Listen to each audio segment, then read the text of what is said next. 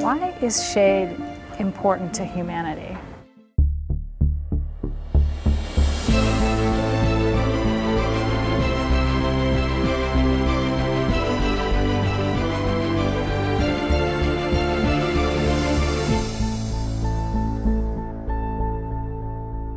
Sunlight is a double-edged sword. It makes people happy, it makes plants grow, it warms up cold spaces. And then at the same time, it sometimes makes spaces too hot. And we know that it can cause skin cancer. So we don't want it totally off, and we don't want it totally on.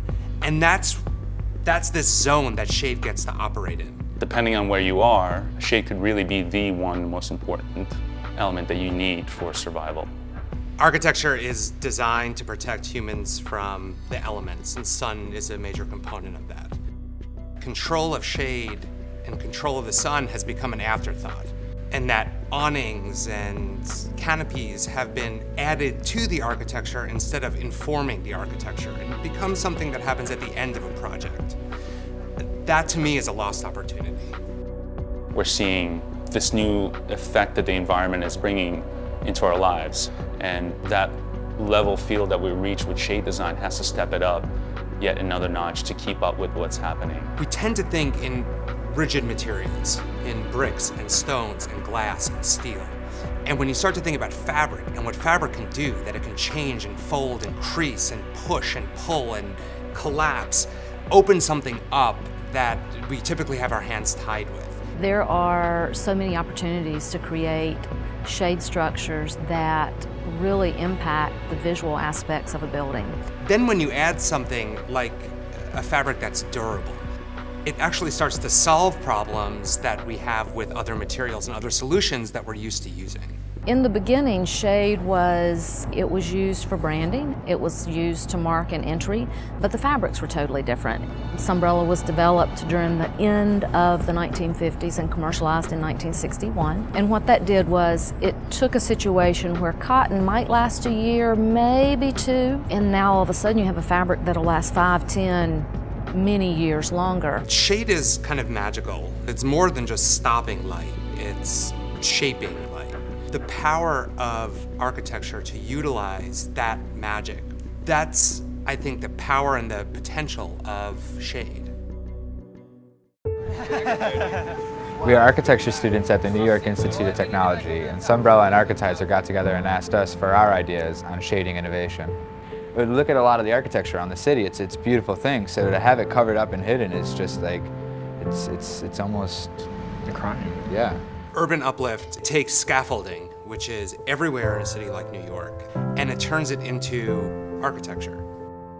It's like this dark, cavernous space. How do you turn it into something that people enjoy passing by or don't have a timid feeling as they do it? And then it becomes more of an enjoyable experience throughout the city. This installation took something very ugly, a problem, an eyesore in a cityscape, and turned it into something that is beautiful. I think there's been like a slow shift in separation between the idea of form and function. We designed it so that we had a system of airflow that would move through it, so this way that the workers were behind it were not only shaded, but also how can it be a nice work environment for them. Most of the majority of the city streets are very open. When you are under the scaffolding stuff, you feel that intimate moment. And for designers and architects and anyone who just feels like this is, like an opportunity for something to be done, man, that can be something greater. It can be something much better and much more useful. We started Mise en Architect early this year. Take one. Papillon, that's French for butterflies. And we chose that name because the final project reminded us a bit of a swarm of butterflies flying by. I think it's an innovative approach of shades because it's about space and it's not about the place it stands itself. So we create new space.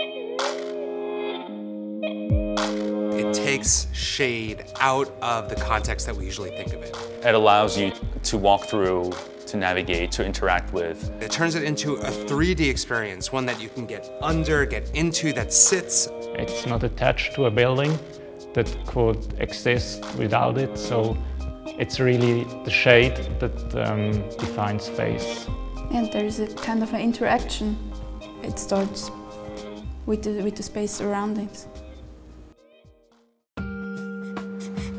My name is Kevin Chu. I'm the founder and director of Fab Lab Design based in Beijing and Hong Kong. Twisty is simply a roller blind system with a function to twist around. It actually makes a more stable structure, as well as it can change the lighting that's cast within a space. This ubiquitous and kind of bland application of fabric then becomes alive, and it explodes out of its formal restraints as each piece starts to twist and twist and twist. Transformation, flexibility, ability to create different environments throughout the day. But then that little element of twist that lets the color come in and a little more light come in completely changes the environment. It was brilliant. Twisty actually uses fabric with solar embedded panels inside. It's called nano panels. They're very, very small. They're inside the fabric. So when you shade something, basically they also absorb energy into it. Simple pieces within a simple construct that can create a magnificent effect. That's really powerful.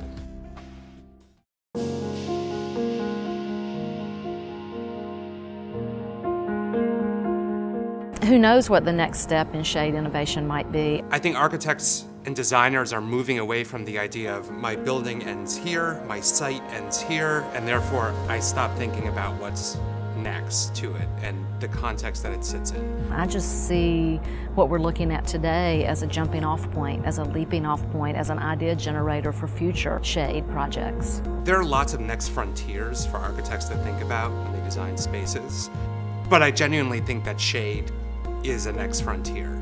It's an extension of the influence of a building, and that's very much a part of what is the architect's responsibility.